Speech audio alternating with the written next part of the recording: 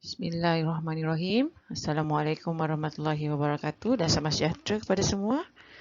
So, pada kali ini kita akan masuk tajuk baru iaitu konsep mol, formula dan persamaan kimia.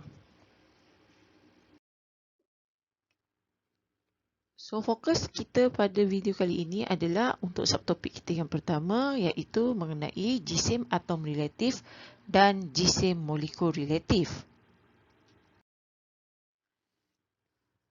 Pada akhir video ini, objektif yang kita ingin capai adalah yang pertama, pelajar boleh mengkonsepsi jisim atom relatif dan jisim molekul relatif berdasarkan skala karbon 12 dan yang kedua, pelajar boleh menghitung jisim molekul relatif dan jisim atom relatif. Mula-mula sekali kita tengok jisim atom relatif. Apakah yang dimaksudkan dengan jisim atom relatif atau secara ringkasnya kita sebut sebagai JAR. Satu atom adalah terlalu ringan, kecil dan tidak dapat ditimbang secara langsung. Sebab kita tahu bahawa atom ini merupakan unsur asas dalam pembentukan sesuatu bahan. So, dia sangat kecil. Kita tak boleh guna penimbang kalau kita nak timbang. So, cara yang paling sesuai untuk menentukan jisim atom adalah dengan membandingkannya dengan satu atom piawai. Sebab itu dicakap sebagai istilahnya relatif. Okay? Sebab relatif ini adalah ditentukan berdasarkan perbandingan. So, pada awalnya, hidrogen dan oksigen pernah digunakan sebagai atom piawai, tetapi ia agak rumit memandangkan hidrogen dan oksigen merupakan gas. Jadi, rumitlah. Dan akhir sekali, isotop karbon 12 digunakan bermula pada tahun 1960-an kerana ianya pepejal dan mudah dikendalikan. Okay, so, sebab itu digunakan karbon 12 sebagai atom piawai untuk membandingkannya dengan atom-atom yang lain.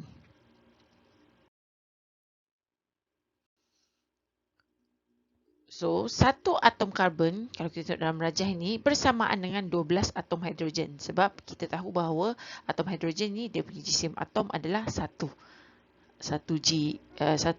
gram per mol. Okey, manakala atom karbon ni, dia punya jisim adalah 12 G-mol negatif 1 lah. Okey.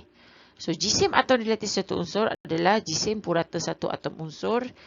Kita bahagikan dengan 1/12 daripada jisim atom karbon 12. So, 1/12 daripada jisim atom karbon 12 adalah, nilainya adalah 1. Sama dengan jisim hidrogen. Seterusnya kita tengok kepada jisim molekul relatif. So, jisim molekul relatif sama saja dengan jisim atom relatif, cuma bezanya adalah dalam molekul dia ada banyak atom. Okey. So, dalam molekul dia ada atom. So, ada lebih daripada satu atom. Jadi, cara kita nak dapatkan jisim molekul dia adalah kita campur semua jisim atom relatif dalam setiap atom dalam molekul. Kita campur semula, so jumlah JAR dalam JAR setiap atom dalam molekul. Okey. So, sebagaimana yang cikgu pernah bagi tahu kamu sebelum ini, ini merupakan jadual berkala unsur. Jadual berkala unsur ni ada dalam buku teks dekat muka surat belakang-belakang sebelum glosari, tak silap cikgu. Cuba kamu tengok buku teks kamu. Okey. So, jadual berkala ni, sebagaimana yang cikgu dah pernah maklum pada kamu, waktu exam, dia akan bagi semasa kamu menjawab kertas 2 lah. Kertas 1 dia tak bagi, dia bagi kertas 2 sahaja.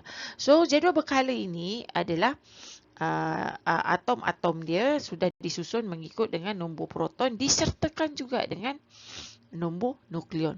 So, cikgu pernah bagi tahu kamu sebelum ini bahawa nombor nukleon, nombor nukleon bersamaan dengan jisim atom relatif.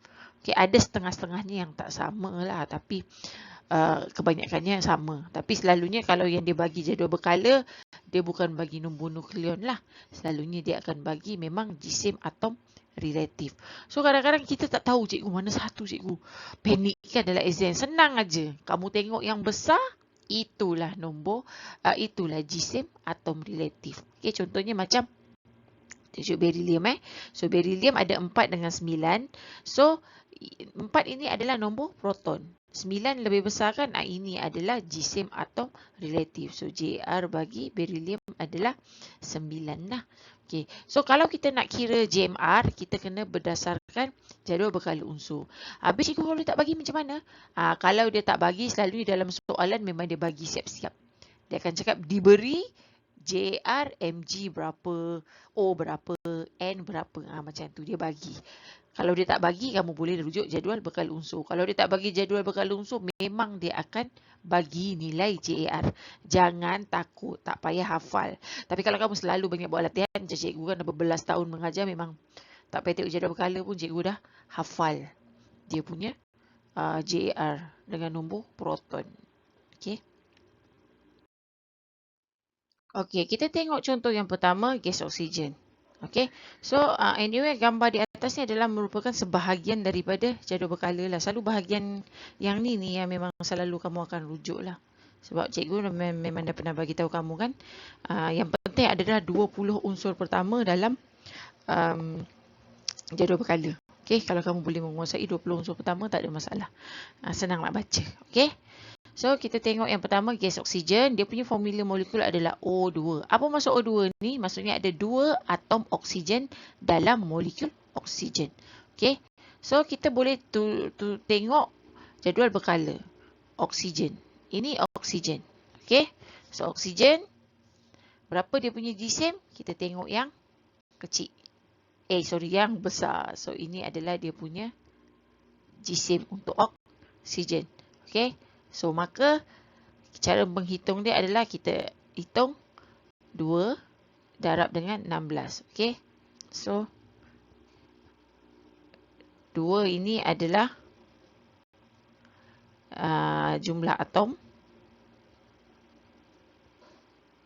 Manakala 16 ni adalah JAR oksigen.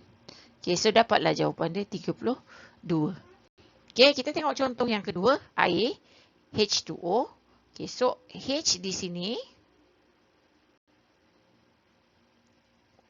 O kat sana lah kan. Dah. So H adalah 1. Ni paling senang lah. Boleh hafal. H adalah 1. So H ada 2 atom. Okay, so 2 darab dengan 1. Ini adalah untuk hidrogen. Manakala yang ni adalah untuk oksigen. So jawapan dia adalah 18. Okey. So untuk jisim relatif ni, tak kisahlah JAR ke JMR ke JFR ke, dia sebenarnya ada unit. Unit dia adalah G per mol atau G mol negatif 1. Okey, itu adalah dia punya unit. Kenapa nak kena tahu unit ke cikgu? Pengetahuan terhadap unit ni agak penting juga untuk subtopik seterusnya. Tapi tak apa, nanti untuk subtopik seterusnya cikgu boleh terangkan lagi pasal unit ini. Okey? Okey, seterusnya kita tengok contoh yang ketiga. Contoh yang ketiga dia bagi adalah karbon dioksida. So karbon dioksida kita ada karbon ada 1, oksigen ada 2. So, tadi kita dah oksigen, kita dah tahu kat sini ni oksigen. Okay. Karbon ini adalah karbon. So, JR untuk karbon adalah 12. JR untuk oksigen adalah 16. So, karbon ada 1, jadi 12 lah. Ini untuk karbon. Okey. Yang ni adalah untuk oksigen. So, oksigen ada 2. Kalau nombor dekat belakang, kalau nombor kat belakang, dia hanya merujuk kepada huruf yang di sebelumnya sahaja. Okey, macam ni. CO2, O yang sebelah dengan 2. Jadi O ada 2. C cuma ada 1. Okay. So, kita dah tambah tadi. So, 12 tambah dengan 2 darab 16 dapatlah 44. Unit tadi cikgu dah cakap G mol negatif 1. Okay. Kita tengok contoh yang ketiga, ammonia. So, ammonia dia punya apa tu? Formula molekul dia adalah NH3. So, N ada 1, H ada 3. So, sini adalah untuk N 14. Okay, kat sini mana dapat 14 cikgu? Sini N. N. So, dia punya jisim relatif adalah 14. CAR dia adalah 14. So, hidrogen ada 3. Dia punya JR adalah 1 ni untuk hidrogen. So, dapatlah 17 G mol negatif 1. Okay, 17. Lupa pula cikgu nak bulat hidrogen nanti cikgu orang tanya. Tapi kan hidrogen paling senang kan? 1 je. Okey, seterusnya kita pergi kepada gas hidrogen. So, gas hidrogen H2. Okey, H2. So, H ada 2. So, ini adalah 2. Ini adalah bilangan atom. Bil atom. Okey. 1 ni adalah JAR. Okey, so dapatlah 2 dia punya jisim JMR dia. Okey. So, ini yang selebihnya. Lagi 3 je. 3 yang di bawah sini. Okey, cara macam mana nak menentukan JMR. Kamu boleh rujuk dengan kamu punya jawapan awal. Okey. Cikgu rasa tak perlu cikgu explain kot. Sebab kalau yang macam glukosa ni pun dah ada dalam buku teks. Okey, tak ada masalah. Mudah je. Okay, seterusnya kita pergi kepada jisim formula relatif. So, apa pula jisim formula relatif? So, jisim formula relatif sama dengan jisim molekul relatif JMR. Bezanya adalah istilah sahaja. Okay, so jisim molekul sebenarnya digunakan untuk menentukan JAR, jisim relatif dalam molekul. Manakala JFR ni adalah jisim relatif dalam sebatian ionik. Okay, tapi sebenarnya sama je. Cuma kalau tak apalah, sama je lah, kamu anggap sama boleh, tak ada masalah. Okay, so macam biasa cara penentuannya adalah kita tambahkan semua atom yang terdapat dalam sebatian tersebut. Okay. Kita tengok contoh yang pertama, kita ada zinc klorida. Ini ada kesilapan sikit sebab sepatutnya Cl ni 2 ni kecil. Okay, so salah ini. Cara penulisan yang betul adalah ZnCl2. Okay. Kalau nombor dekat celah-celah ni dia mesti kecil. Kalau besar selalunya nombor dia dekat depan. Okay. Okay, so kita tengok dia ada satu atom zinc. Atom zinc ada 1. So kita cari dulu zinc. Zinc ada di sini. Ni zinc. So dia punya JAR adalah 65. Okey, manakala klorin ada 2. Okey, so mana klorin? Di sini klorin. So jisim relatif bagi klorin adalah 35.5. Okey.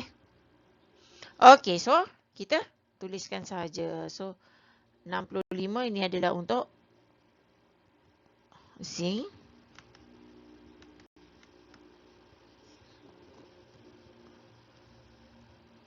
Ini untuk zinc.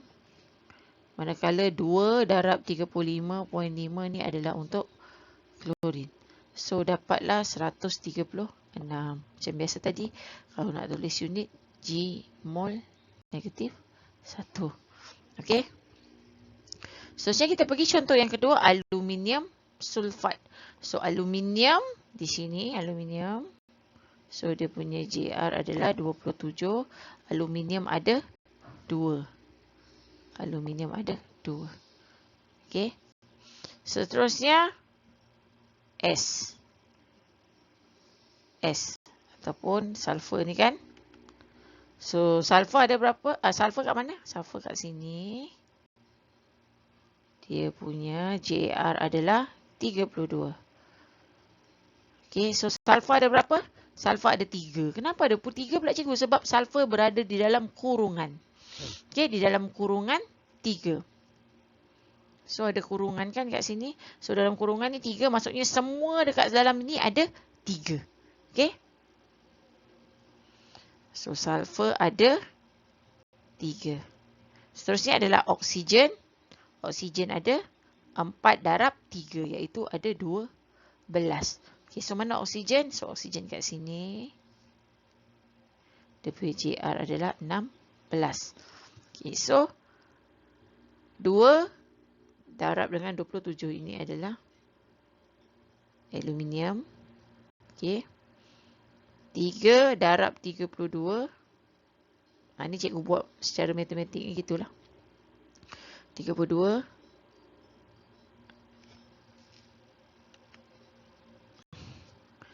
Okay, 32 ni adalah untuk S. 16 ni adalah untuk oksigen.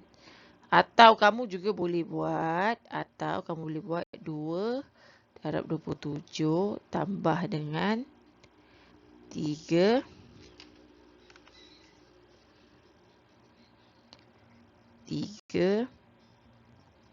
darab dengan 32 tambah 12 darab dengan 16.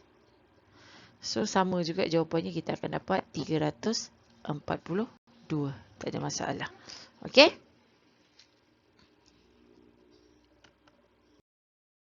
Okey, kita tengok seterusnya. Okay, seterusnya adalah natrium klorida. Sorry salah ejaan. Sepatutnya adalah natrium. Okey. Okey, natrium. Kalau bahasa Inggeris dia panggil sodium. So, natrium klorida, so dia ada NaCl. So, ada satu Na, ada satu Cl. So, Na kat sini. Dia punya jisim adalah 23. Cl di sini. Dia punya jisim relatif adalah 35.5. So, 23 ini adalah Na. Ini adalah Cl. So, dapatlah 58.5. Okey, contoh seterusnya adalah kalium oksida K2O. So, K ada 2, O ada 1. Okey. So, K kat mana? K kat sini. Okey, 39 dia punya JR. O dekat sini. JR dia adalah 16. So, 2 darab 39 ini adalah untuk kalium. 16, 1 adalah untuk oksigen. So, jawapannya adalah 94.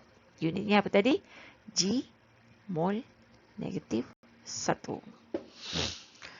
Okey, seterusnya kuprum 2 sulfat. So, kuprum ada 1.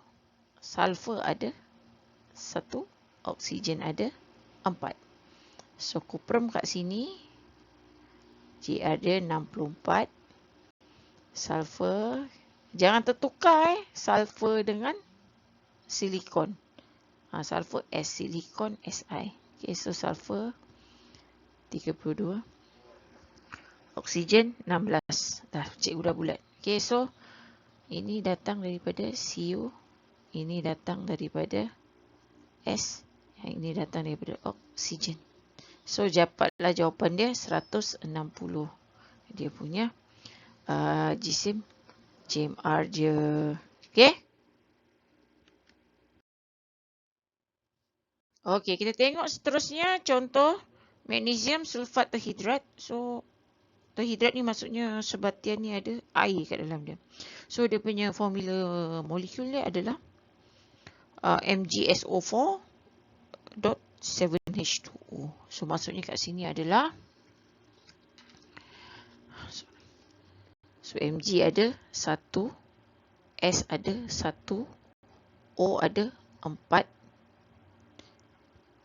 7H2O ni maksudnya bila dia dekat depan, nombor ni kat depan, dia akan mewakili untuk semua sekali yang berada di belakang. So, maksudnya kat sini H ada 14, O ada 7.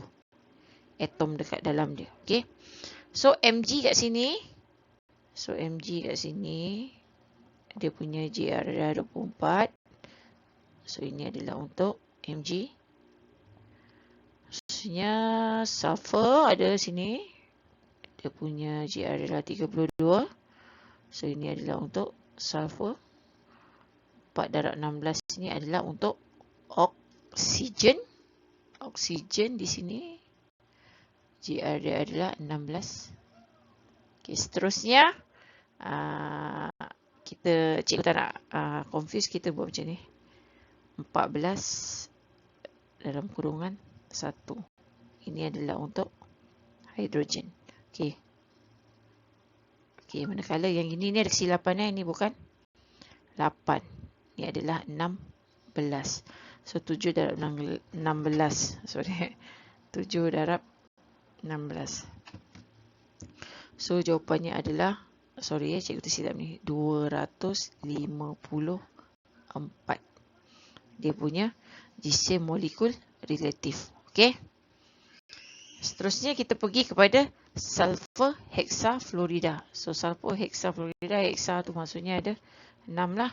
So sulfur ada 1, fluorin ada 6. So sulfur cikgu dah bulat di sini.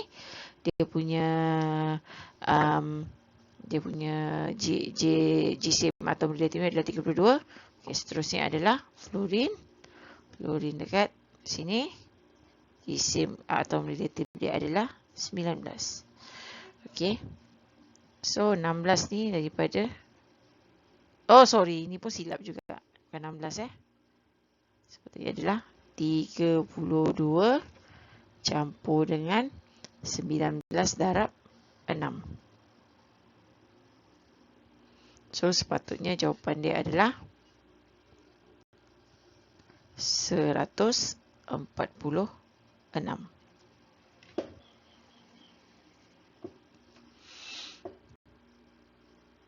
Okey, yang seterusnya adalah kalsium karbonat. So kalsium karbonat CaCO3. So Ca ni kalsium cuma ada 1. Okey, Ca di sini 40. Okey, betul 40. C. Karbon ada 1. Sini 12 dia punya JR. So untuk karbon sesnya adalah 3 darab 16 ni adalah untuk oksigen. Oksigen ada 3. So dapatlah jawapan dia 100. Okey.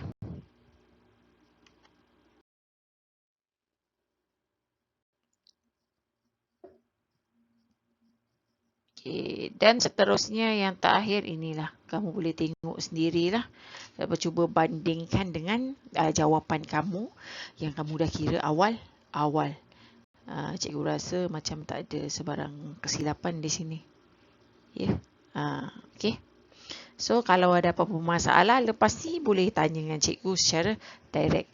Ini adalah kemahiran asas yang perlu kamu kuasai sebelum kita masuk ke subtopik seterusnya, sebab subtopik seterusnya kita akan membuat penyelesaian masalah perhitungan dengan menggunakan ini. Jadi kamu kena biasakan untuk menghitung JMR, JFR dan juga JAR dengan betul, berpandukan kepada maklumat yang diberi ataupun jadual perkara yang dilampirkan.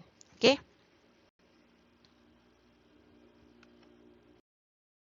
So setakat itu saja untuk topik kali ini. Semoga video ini memberi manfaat kepada kamu.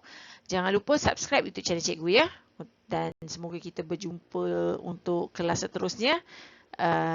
InsyaAllah buka sekolah nanti kita akan jumpa. So rasanya dah tak ada dah video ni. Okay. So jumpa lagi nanti buka sekolah. Anyway, selamat bercuti. Bye. Assalamualaikum.